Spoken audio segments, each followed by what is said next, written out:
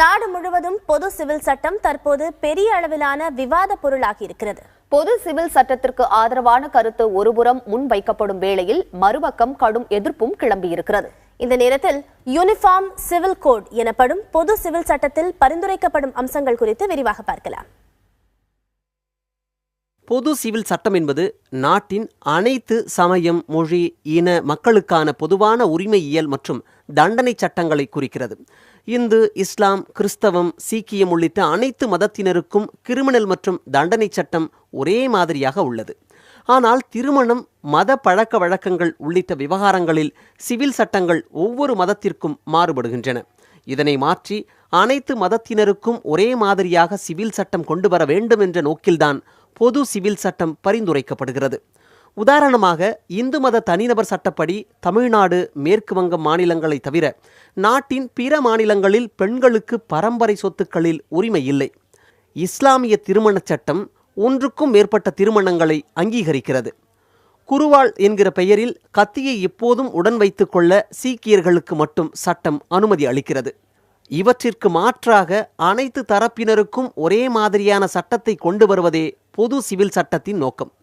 தற்போது பொது சிவில் சட்டத்தின் மூலம் மதம் மாறாமலேயே திருமணம் செய்து கொள்ளும் உரிமை வழங்கப்படும். ஆண், பெண் இருவரின் ஒப்புதல் இருப்பின் நீதிமன்றத்தை நாடி விவாகரத்து பெறும் உரிமை அளிக்கப்படுகிறது. கணவனால் விவாகரத்து செய்யப்பட்ட மனைவியும் குழந்தைகளும் அவரிடமிருந்து ஜீவனாம்சம் பெறும் உரிமை வழங்கப்படுகிறது. பருவமடையாத சிறுவர்களுக்கு பெற்றோர்களே காப்பாளர்கள் என்ற மதச்சட்டங்களுக்கு மாறாக அச்சிறுவர்களின் நலனில் அக்கறை கொண்ட வேறு ஒருவரை நியமிப்பதற்கான அதிகாரம் இச்சட்டத்தின்படி அளிக்கப்படுகிறது.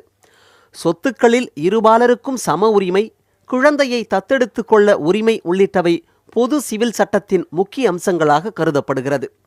மதசார்பற்ற நாடான இந்தியாவில் பல்வேறு சமயங்களின் தனிநபர் சட்டத்தினை நீக்கி பொது சிவில் சட்டத்தை நடைமுறைப்படுத்த 1949 ஆண்டு இயற்றப்பட்ட அரசியல் அமைப்பு சட்டம் பிரிவு 44 பரிந்துரை செய்தது. ஆனால் இதுவரை பொது சிவில் சட்டம் நடைமுறைப்படுத்தவில்லை. கோவாவில் மட்டும் பொது சிவில் சட்டம் பின்பற்றப்பட்டு வருகிறது. இதனை மற்ற மாநிலங்களுக்கும் கொண்டுவர பொது சிவில் சட்டத்தை பரிந்துரைக்கிறது சட்ட ஆணையம்.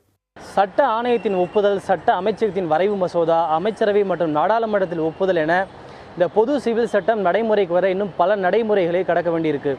ஆனால் அதே சமயம் இந்தியா மாதிரி பல்வேறு மொழி, இனம், பண்பாடு, மதம் என பன்முகத்தன்மை கொண்ட ஒரு நாட்டிற்கு இந்த பொது சிவில் சட்டம் சாத்தியமல்ல என்கிற எதிர்ப்பு குரல்களும், இந்தியா ஒரு மதச்சார்பற்ற நாடு என்கிற போது அனைவருக்கும் ஒரே மாதிரியான பொது சிவில் சட்டம் அவசியம் என்கிற ஆதரவு குரல்களும் ஒரு சேர எழுந்திருக்கின்றன. புதிய தலைமுறைக்காக டெல்லியிலிருந்து ஒளிப்பதிவாளர் ஜெரின் சாமியலுடன் கனிக்குமார்.